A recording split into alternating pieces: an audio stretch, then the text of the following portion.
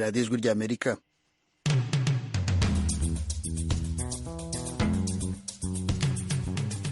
radiyo ijwi ry'Amerika ivugira i Washington DC mu kinyarwanda no mu kirundi. Mu Burundi mutwumvira ku mirongo migufi ya shortwave kuri metero 19 na metero 22.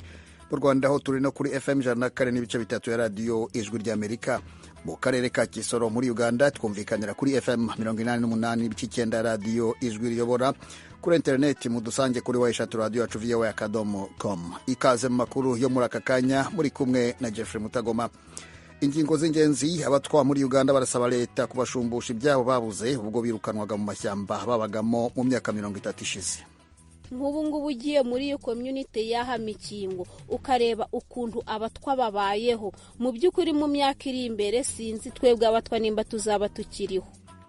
Uyu ni Alice Nyamihanda, umutwa wa mbere wize muri Uganda akagera ku rwego rwa kaminuza, wabaye impirimbanyi iharanira uburenganzira bwa bagenzi be. Leta zunze ubumwe za Amerika yongeye gusaba u Rwanda guhagarika inkunga ivuga ko ruha umutwe wa M23 inarusaba gukura ingabo zarwo muri Kongo kugira ngo rworohereze ishyirwa mu bikorwa ry'amasezerano yo guhagarika intambara n'imitwe y'inyeshyamba. Naho mu burasirazuba bwo hagati, imitwe y'abarwanyi bo mu ntara ya Gaza muri Palestina barashe ibisasu bya roketi muri Israel. Indege z'intambara za Israel nazo zahise zijya kurasa muri Gaza. Ayo makuru n'ayandi ni mu kanya gato. Amakuru ku ijwi ry'Amerika tuyahere kwavugwa hirya no hino ku isi. Kuri uyu wa gatandatu, abanyanigeriya barenga miliyoni 100 bazitabira amatora y'umukuru w'igihugu n'abagize inteko ishinga amategeko. Abakandida 3 nibo bahabwa amahirwe yo kuzavamo umwe uyobora igihugu muri 18 biyamamaza team ishimwe. Umukandida uzatorwa muri aba bazabahanganye mu matora yo ku wa gatandatu niwe uzasimbura Muhammadu Buhari urangije manda ze 2. Umwe muri aba akomoka mu ishyaka rya politiki rikiri rito riharanira umurimo. Ni Peter Obi, bivugwa ko ashaka guhindura ibintu byose byagezweho mu rwego rwa politiki. Abakandida bahatanira kuyobora Nigeria bose hamwe ni 18. Gusa 3 nibo bahabwa amahirwe yo kuzavamo uwicara mu ntebe ya Perezida Muhammadu Buhari ucyuye igihe. N'uyu Peter Obi w'imyaka 61 arimo. Barimo kandi Bola Tinubu ukomoka mu ishyaka riri ku butegetsi, yakoranye bya hafi na Muhammadu Buhari. Uyu mugabo umaze kugera mu zabukuru yujuje imyaka 70, yabaye guverineri wa Lagos hagati y'imyaka y'1999 na 2007. Afatwa nk'ikigirwamana aho muri Lagos, agendera ku murongo umwe n'uwa Buhari ucyuye igihe. Undi wa gatatu uhabwa amahirwe ni Atiku Abubakar. Abubakar w'imyaka 76 y'amavuko akomoka mu ishyaka ry'abaturage riharanira demokarasi. Uyu mugabo yabaye vice president wa Nigeria ku butegetsi bwa Olusegun Obasanjo wavuye ku butegetsi muri 2015. Ubu iyi ni inshuro ya 3 Abubakar yiyamamariza kuba perezida nyuma y'uko atsinzwe na Buhari mu matora aheruka muri 2019. Icyo Abubakar ahuriyeho na Tinubu bahanganye nuko bombi hari igihe bashinjwe ibyaha bya ruswa ariko bakabihakana. Bombi kandi baturuka mu idini ry'Abisilamu, mu gihe Obi we ari umukristo.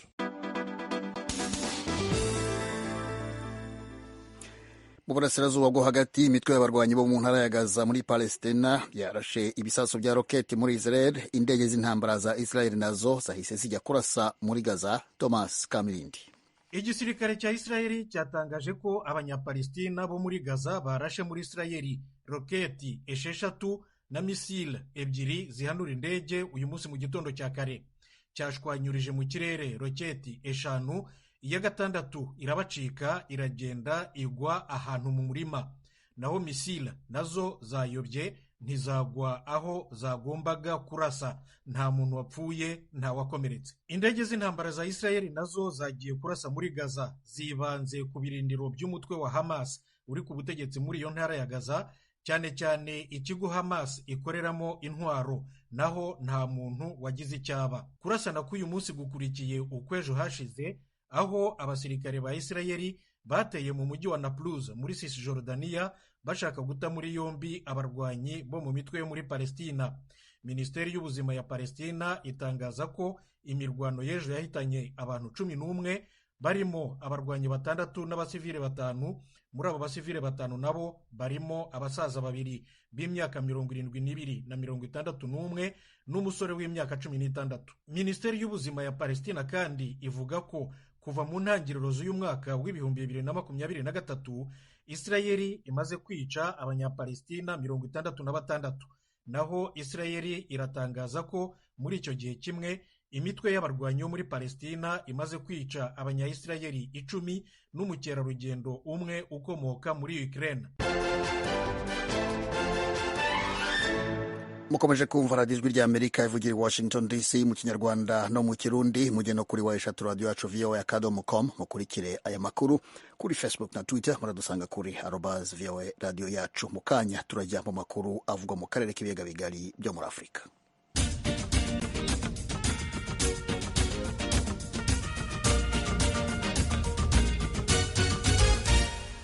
Leta zunze ubumwe za Amerika ivuga ko yashimishijwe n'imyanzuro yafatiwe mu kanama k'amahoro n'umutekano k'umuryango wa Afurika yunze ubumwe k'umutekano mu burasirazuba bwa Repubulika ya Demokarasi ya Kongo. Itangazo ryarawe risohowe n'umuvugizi wa Minisiteri y'Ububanyi n'Amahanga ya Amerika Ned Price rivuga ko Amerika ishyigikiye imyanzuro yafatiwe muri iyo nama yateraniye muri Ethiopia tariki 17. Iyo nama yagaragaje impungenge zijyanye n'ihungabana ry'uburenganzira bwa muntu mu burasirazuba bwa Repubulika ya Demokarasi ya Kongo rikorwa n'imitwe ya gisirikare irimo M23, ISIS, DRC, Codeco na FDLR urwanya ubutegetsi bw'u Rwanda. Leta zunze ubumwe za Amerika yongeye gusaba impande zose zirebwa n'ikibazo cya Kongo kubahiriza imyanzuro yafatiwe mu nama za Rwanda muri Angola na Nairobi muri Kenya, kimwe n'ibyemezo by'inama y'abakuru b'ibihugu bigize umuryango wa Afurika y'Uburasirazuba. Amerika yongeye kandi gusaba u Rwanda guhagarika inkunga ruha umutwe wa M23, inarusaba gukura ingabo zarwo muri Kongo kugira ngo rworohereze ishyirwa mu bikorwa ry'amasezerano yo guhagarika intambara n'imitwe y'inyeshyamba. Kuri uyu wa kane, Madamu Beatrice Munyenyezi uregwa ibyaha bya jenoside mu Rwanda yongeye kwihanangiriza bwa kabiri umucamanza ukuriye inteko iburanisha imushinja gufata ibyemezo bibogamye. Munyenyezi rero niwe washinje umucamanza gufata ibyemezo bibogamye ku ruhande rw'ubushinjacyaha. Yabwiye Madamu Patricie Mukaiza ukuriye urukiko rwisumbuye rwa Huye ko nta butabera buboneye amwitezeho, amusaba ko yakwivana mu rubanza rwe. Umunyamakuru w'ijwi rya Amerika Eric Bagirubusa yari mu cyumba cy'iburanisha. Madamu Beatrice Munyenyezi yafashe umwanzuro wo kwihana umucamanza ukuriye inteko iburanisha urubanza rwe ashingiye ku cyemezo yaramaje kumufatira ku nzitizi we n'abamwunganira mu mategeko bari baragaragaje mu iburanisha riheruka. Bari bavuze ko bibabangamiye ko ubushinjacyaha bugaragaza ko hari abatangabuhamya babwo bashaka gutangira mu muhezo ubuhamya bushinja Munyenyezi. Bakavuga ko ibi byagombye kuba byarasuzumwe mu iburanisha ry'ibanze bikanafatwaho icyemezo. Abo banyamategeko bari banagaragaje ko hari undi mutangabuhamya ubushinjacyaha bwongeye ku rutonde bitandukanye n'abari bemejwe bwa mbere n'urukiko. Bari bagejeje ku rukiko kandi inzitizi ko abatangabuhamya bashaka gushinjura Munyenyezi bari gutotezwa bishingiye ku rubanza rwe.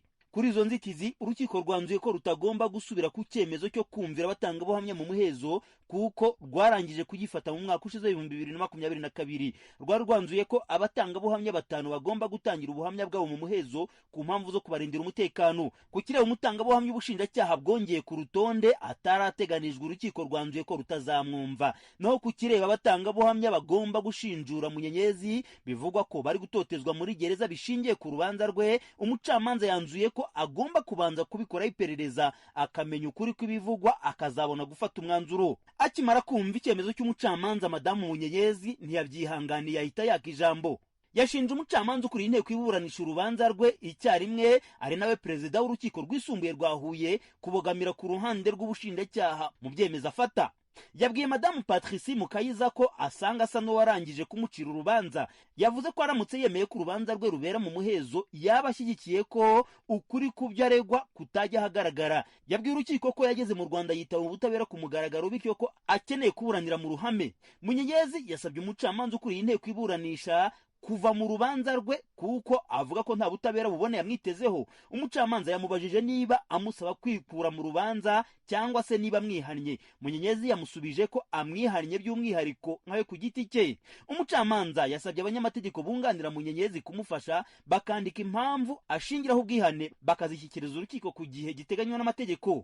Umunyamategeko yasobanurira Ijwi rya Amerika ko iyo uregwa aza kubwira umucamanza ko amusaba kwivana mu rubanza biturutse ku bushake bwe ntawagishije inama, umucamanza aba ashobora gushingira ku mutimanama we akikura mu rubanza cyangwa akarugumamo nk'uko amategeko abiteganya. Ni mu gihe bigeze ku ngingo yo kwihana umucamanza biba bisaba ko perezida w'urukiko asuzuma niba ubwihane bufite ishingiro cyangwa budafite ishingiro akabona gufata icyemezo. Kuri uru rwego kuba Munyenyezi yihannye umucamanza uyobora iburanisha kandi ari nawe perezida w'urukiko rwisumbuye rwa Huye, ubwihane bwe buzasuzumwa n'urukiko rukuru urugereko rwa Nyanza.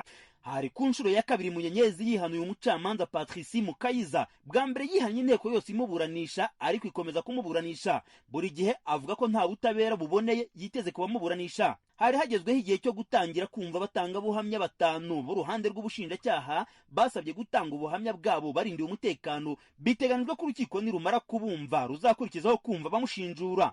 Madamu Beatrice Munyenyezi w'imyaka 53 y'amavuko, ubutabera bw'u Rwanda bumukurikiranye ibyaha bya jenoside bukeka ko yabikoreye mu cyahoze ari perefegitura ya Butare, ubu ni mu karere ka Huye mu ntara y'amajyepfo y'igihugu.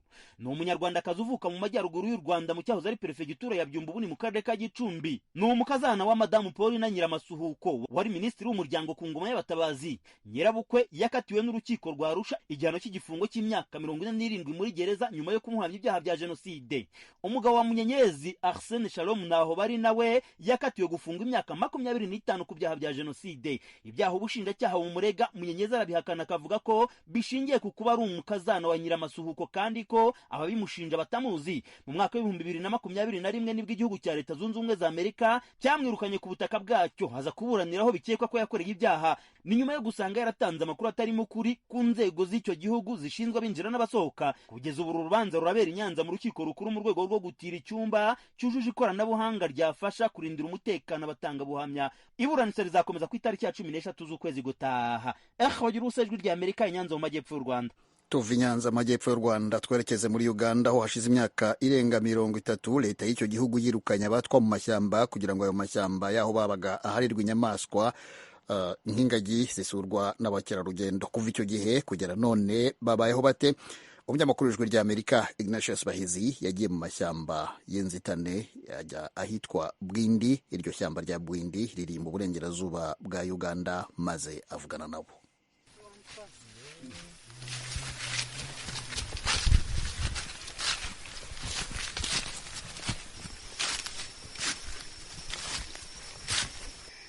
Ubu turimo tuzamuka muri uyu musozi ishyamba ry'inzitane rya Bwindi.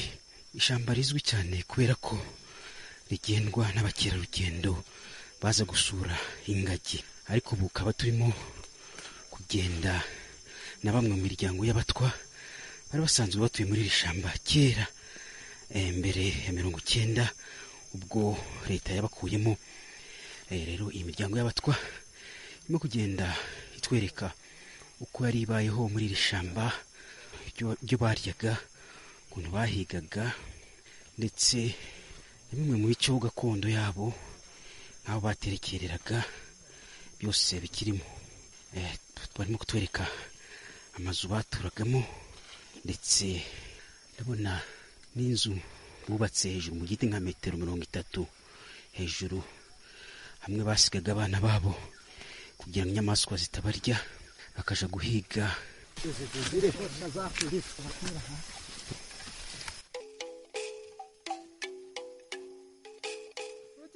Bamwe mu batwa turi kumwe muri iri shyamba ni bakuru bihagije ku buryo bibuka ubuzima babayemo mu ishyamba. Eric Tumuhirwe ni umusaza utazi imyaka yo kwingana, ariko agereranya ko ari hejuru y'imyaka 70. Akunda kuyobora ba mukerarugendo muri iyi parike kugira ngo abereke amwe mu mazu y'abasekuruza yo basize mu ishyamba. Ubu ninjye wabaye mukerarugendo nkaba n'umunyamakuru. Aha umwanya gwagujya umwanya bwo abantu baravugabuganiraho kuruga nk'uko avuga mu rurimi rw'urukiga. Eric ati aha hantu tugeze munsi y'iki giti kinini hari ahantu h'ingenzi mu mibereho yacu. aha niho twajaga duteranira. Abatwa baturutse ku dusozi dutandukanye aho bari batuye mu mashyamba bazaga ahangaha bikoreye impano zabo, tukahahurira hanyuma tukagenda icyarimwe tugiye gutura imana zacu mu kandi gasozi. kuza kutwarira abakuru.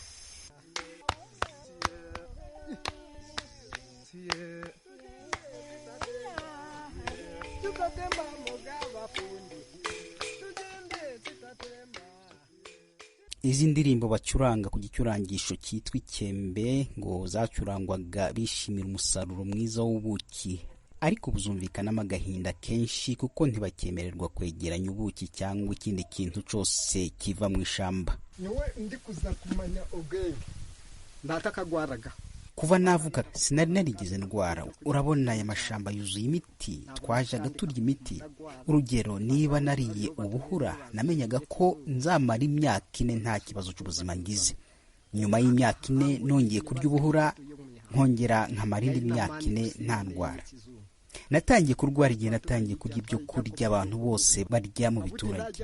Noneho nanjye nsigaye njya mu mavuriro kwivuza ngahabwa imiti y'abazungu. Iyi miti igira ingaruka mbi mu buzima bwanjye.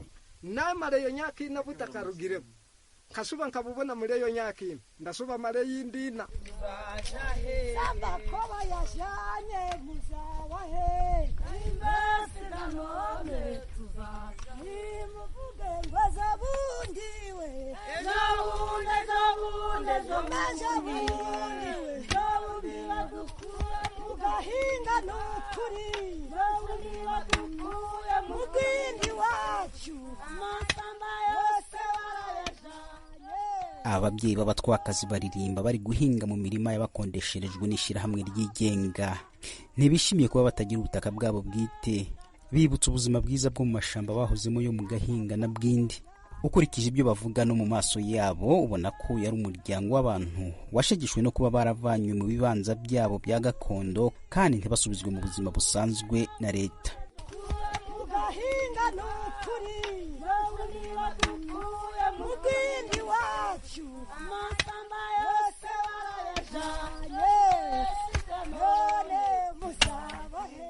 Alice Nyamihanda ni umutwa wa mbere wize kugeza ku rwego rwa kaminuza, yabaye impirimbanyi iharanira uburenganzira bwa bagenzi be. Yari mu itsinda ryatsinze urubanza mu rukiko umwaka ushize rirega leta yabakuye mu mashyamba, nuko urukiko rufata umwanzuro wemeza ko leta yakoze ikosa kubakura mu mashyamba ntibahe indishi. Rwanategetse leta gushakira abatwa ubutaka no kubasubiza mu buzima busanzwe. Niho twebwe nk'umuryango w'abatwa twicaye turavuga oya reka tujane ikirego cyacu mu bucamanza. Mu mwaka w'2021 bafata icyemezo bavuga yuko abatwa batsinze urubanza, barabyemeza ukurikije ukuntu ko babonye ubujurizi bwo twari twatanze ibyari byifuzwa byose. Niho bafashe umwanzuro bavuga yuko abatwa batsinze urubanza. None kuva bafata umwanzuro bigeze he? Hari icyo leta yari yasubiza? Ntacyo gavumenti iradusubiza, ahubwo icyakurikiyeho leta yarajuriye ngo ntabwo yanyuzwe n'ibyo bari abacamanza bavuze ngo abatwa batsinze. Ariko na n'ubu twe turiteguye ku buryo ibyo tuvuga ni ukuri. Nk'ubu ngubu ugiye muri iyo community y'ahamikingo ukareba ukuntu abatwa babayeho, mu by'ukuri mu myaka iri imbere sinzi twebwe abatwa nimba tuzaba tukiriho.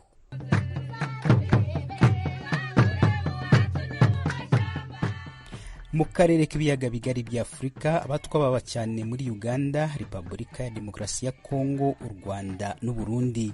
Mu nkuru itaha tuzabagezaho icyo leta ivuga ku kibazo cy'abaturage b'abatwa ndetse n'abatwa bakora akazi ko gusabiriza kubera kubura ubundi buryo bwo kubaho bujyanye na kamere yabo. Ignatius Bahizi, Ijwi rya Amerika, Uganda.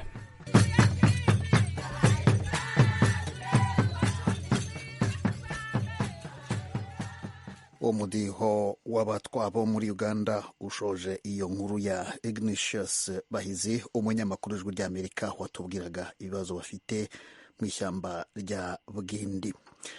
Inshuti mukomeje gutega amatwi radiyo Ijwi rya Amerika n'umwanya w'ikiganiro bungabunga ubuzima mugezweho na Eugenie Mukankusi. Ndabasuhuje mwese, ndi Eugenie Mukankusi. Ikaze mu kiganiro bungabunga ubuzima. ibihingwa bya moringa na marambe bifatwa nk'ibikungahaye mu ntungamubiri. Intungamubiri zabyo ziruta kure izo mu bindi bihingwa, zigatanga ubuzima bwiza nk'uko inzobere mu by'imirire zibivuga. Eric Manuel, inzobere mu by'imirire, avuga ko ari ingenzi kuvuga cyane kuri ibi biribwa no gukangurira abantu kubifungura. Ukiyibona wabona ko ari ikimera gisanzwe, ariko utubabi duto twa moringa turi ku rutonde rw'ibyibitseho ubukungu mu by'imbonezamirire, ibyo bakunze kwita superfood mu cyongereza. Babyita superfood kubera ko biba bifite urugero ruri hejuru rw'intungamubiri ubigereranije n'ibindi biribwa. Nk'uko Madame Erika Manuel, inzobere mu kuboneza imirire, bigarukaho, superfood nka moringa na malambe ziraboneka cyane muri Mozambique kandi zifite akamaro. Por exemplo, malambe, falando de superalimento, que ele tem mais nutrientes do que os outros. Tuvuze ku biribwa bifite intungamubiri nyinshi kurusha ibindi, malambe yifitemo ingano y'imyunyu ngugu ya calcium ikubye inshuro 2 iboneka mu mata. Ku bijyanye na vitamine C, malambe ifite izikubye inshuro 3 izo wabona mu macunga. Kubw'ibyo rero ifatwa nka superfood. Hari uturere tumwe cyane cyane mu majyaruguru ya Mozambique aho bakora ibirungo bakanongeramo malambe. Ikindi kimera gifatwa nka superfood kiboneka muri Mozambique ni moringa, nacyo gikungahaye ku ntungamubiri zinyuranye, kikagira ingano y'imyunyu ngugu ya potassium ikubye inshuro 4 y'umuneke. Então o potássio é muito bom para os músculos, para as caídas. Potassium ni ingenzi cyane ku mikaya, ku bantu bakunda kugira uburibwe mu mikaya, ku bantu bakora siporo cyane baba bakeneye ko imikaya yabo isubirana vuba, ku bana bagikura imikaya yabo ikirema, nabo baba bakeneye imyunyu ngugu ya potassium. Ubu bwoko bw'amafunguro bukize ku ntungamubiri, ariko kandi buranaryoha cyane. Antonio Sazarias, umuhanga mu gutegura amafunguro, yatweretse uko moringa na malambe byifashishwa mu gikoni. Falando da malambe, malambe podemos usar. Twayikoresha mu gutegura isosi iherekeza inyama, ifi, inkoko, kandi iba ari nziza cyane. Iboneka mu masoko yose, yewe no mu dusoko twacu dutoya tuba henshi mu giturage. Biroroshye kuyibona kandi irahendutse cyane. Abantu akenshi bakoresha moringa mu mitobe bakora mu mbuto, ndetse ishobora no kongerwa mu biryo bitetse mu gihe cyo kubitegura ku meza.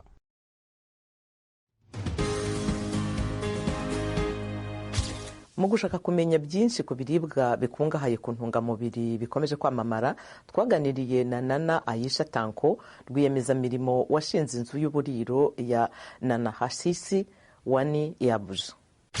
Superfoods are foods that are nutrient dense and packed with lots of minerals and vitamins. Superfood ni ibiribwa bikungahaye ku ntungamubiri zirimo imyunyu ngugu nyinshi na vitamine nyinshi, bifite akamaro kenshi ku buzima. Zimwe mu ngero za superfood harimo ibishyimbo, ubunyobwa, amafi, brokoli n'imbuto. Urugero nk'ibishyimbo ni isoko nziza y'ubutare bwa feri.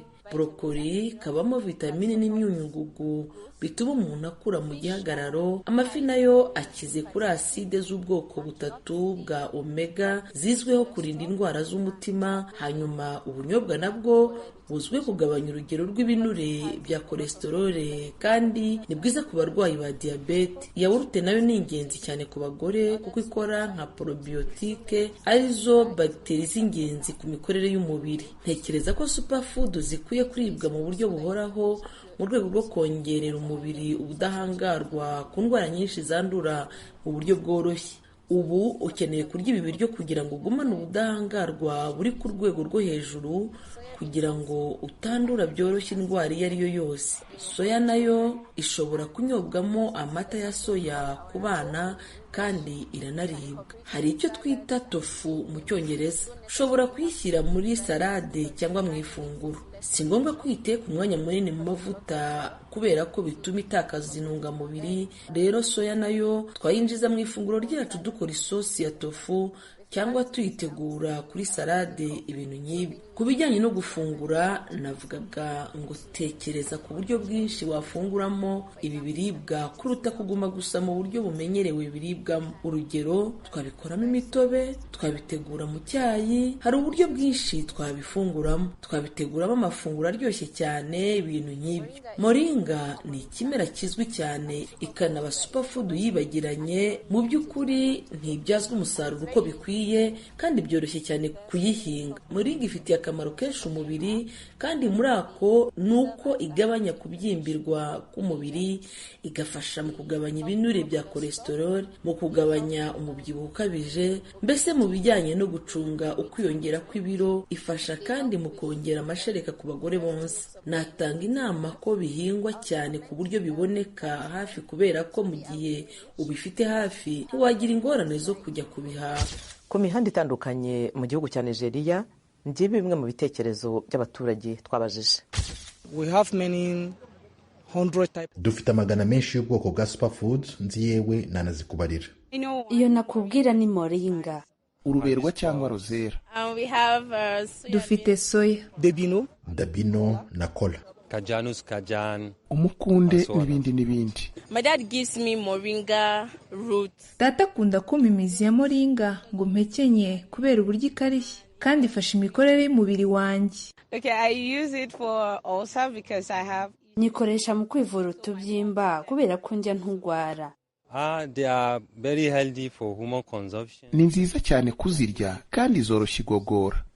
I use it basically in my tea. Yego, kubera ko nyuma numva ameze neza. Rwose ndabizi ko ikora. Like in soup. Nko mu isosi, zikoreshwa mu isosi. I normally garnish it with tomato. Mu busanzwe nisiga ku urunyanya rubisi, kuri poivro, ku bitunguru no mu isosi ya kurikuri. If I take it, it gives me a very. Iyo nyiriye ituma igogorwa ry'amafunguro rigenda neza, rero ubwo nibwo buryo menya ko imfasha. Well, anything good, you feel it. Ni nziza cyane, urabyumva. Urugero, iyo uyiriye nta kibazo cy'igifu ugira, igogorwa rigenda neza kandi ukagira ubuzima bwiza, ukanumva ufite ingufu. Ibyo nibyo bipimo nkoresha amenya ko ifunguro ari ryiza kuri nge cyangwa atari ryiza. Because I've ate many several times. Kubera ko nayiriye kenshi kandi mbona umumaro ifitiye umubiri wanjye. Well, because I feel better. Yego, kubera ko nyuma numva ameze neza. Mu gihe imihindagurikire y'ibihe yateje ibura ry'ibiribwa, bimwe mu bihugu bya Afurika byahoze bitunzwe n'ibinyampeke bitumiza mu mahanga nka Senegal, ubu birashakishiriza ku binyampeke gakondo nka fonio yera cyane ku butaka bwumutse. Senegal yizihije umunsi ngarukamwaka wahariwe fonio mu rwego rwo gukangurira abaturage kongera umusaruro w'iki kinyampeke gikize ku ntungamubiri. Akarere ka Kedugu ko muri Senegal kizihiza umunsi ngarukamwaka wahariwe fonio, ikinyampeke gifite inkomoko muri Afurika y'Uburengerazuba, gikize cyane ku ntungamubiri nka proteine na sidamino zifite umumaro munini mu gukora proteine. Intego y'uyu munsi ni ukumenyekanisha umumaro wa fonio no gushishikariza abanyasenegali kuyikoresha mu ndyo yabo. Fonio nta gluten itera, ikungahaye ku butare bwa feri kandi yarabyoroshye, idasabye imiti yica udukoko cyangwa ifumbire mvaruganda. Fonio ntigirwaho ingaruka n'ihindagurika ry'ibihe, ntiduterwa ubwoba n'amapfa cyangwa imyuzure. Buri gihe fonio tuba tuyizeye. Ibura ry'ibiribwa ryugarije henshi mu burengerazuba bwa Afurika, aho imihindagurikire y'ibihe iteza ibihe bibi cyane bigabanya umusaruro w'ibiribwa. Icyorezo cya COVID-19 n'intambara y'Uburusiya kuri Ukraine byagaragaje uburyo aka karere gatunzwe n'ibiribwa bitumizwa hanze nk'umuceri n'ingano. Ubu ni igihe cyo gutangira gutekereza uburyo twagira ubuhunikiro bw'ibiribwa kuri Afurika ndetse by'umwihariko kuri Senegal, kubera ko nitutabikora mu myaka 10 cyangwa 20, ndakubwiza ukuri ko inzara izarimbura Afurika yose. Imashini zitonora imbuto za fonio zatanzwe n'ikigega cya Amerika gishinzwe iterambere rya Afurika zatanze umusaruro mu karere ka Kedugu ho muri Senegal. Twifashishije imashini dushobora gutunganya ibiro 150 mu isaha imwe gusa, mu gihe dukoresheje intoki tutanatunganya ibiro 10. Senegali yatunganyije toni zigera ku bihumbi 5 za foniyo mu 2019 ugereranyije na toni zirenga igice cya miliyoni zatunganyijwe mu gihugu gituranyi cyayo Guinea. Abakunzi ba foniyo bakizera ko abategetsi bazashyira imbere ubuhinzi bw'iki gihingwa mu rwego rwo kurwanya inzara, ibyo bikaba byatuma kigera ku rwego rwo gutanga umusaruro mwinshi ushoboka. Kurandura sida bitarenze umwaka wa 2030. inshuti mukomeje kudutega amatwi, tubisegura ko tutabashije kurangiza icyo kiganiro kubera ko umwanya tubanye mutoya. Ndabashimye mwese mwabanye natwe, mbararikira gukomeza gukurikira ibiganiro byacu naho mukanya 1:30.